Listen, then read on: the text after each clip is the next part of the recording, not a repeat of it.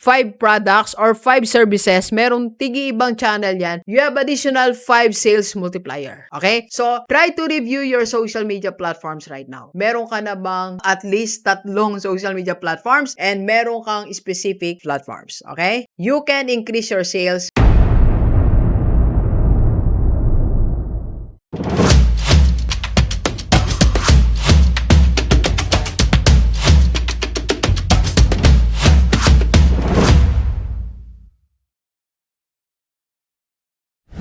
Okay, delivers 2 sales multipliers without using automation. Yes.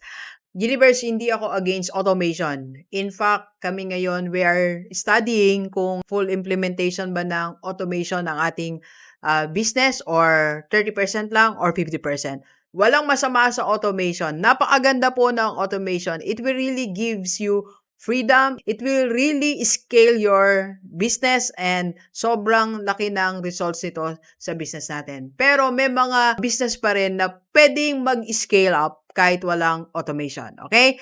So, kung isa ka doon na hindi siya for automation or maybe hindi pa masyadong accepted ng company culture nyo o ikaw mismo, hindi ka pa talaga fully believe or believer ng automation, pwede mo tong gawin. Okay? So, sales multiplier. Dalawa po. So, first is your social media platforms in 2 ways. First, social media natin. Tingnan natin ilang social media platforms na ang niraran ng yung team.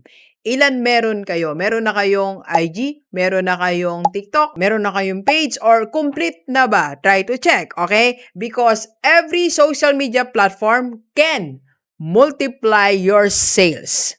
Second, still under social media, pwede kang magkaroon ng strategy. Dalawa po. First, you should have your main page. So, meron kang isang page that is for you, your brand.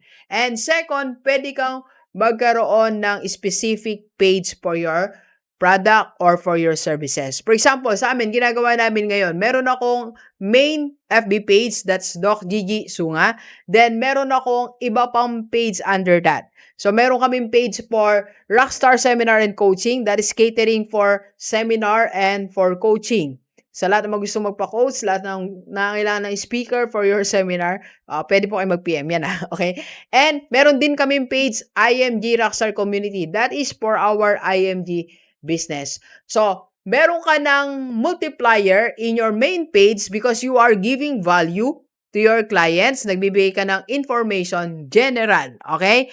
And in that information, na-engage mo yung mga viewers mo until such time na maging buyer natin sila. Okay? And another multiplier natin per page. Imagine kung meron kang 5 products or 5 services, merong tigi-ibang channel yan, you have additional 5 sales multiplier. Okay?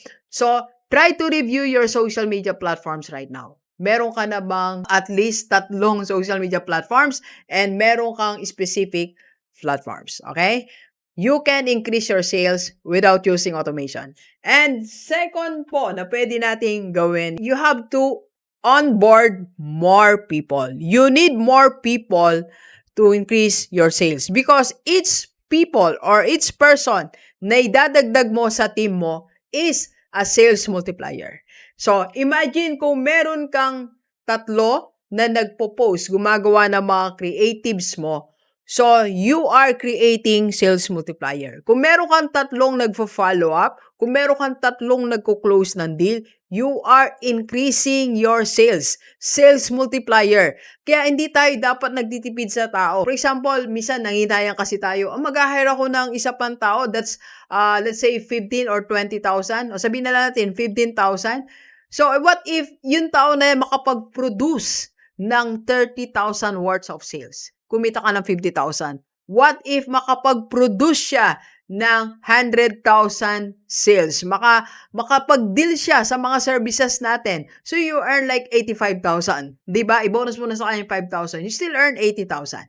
Alright? So, sa ating pula, Delivers, bagamat walang masama sa automation, ako ay admire automation. Ka-attend nga lang natin ang automation kay Master Brian, Master JM, Master JP, sobrang gagaling. Pero may mga business na hindi for full automation or maybe hindi mo pa gusto. So, pwede kang magkaroon ng sales multiplier, your social media, and of course, you have to onboard more people. Okay? Let's go, let's go. Kape po tayo, kape po.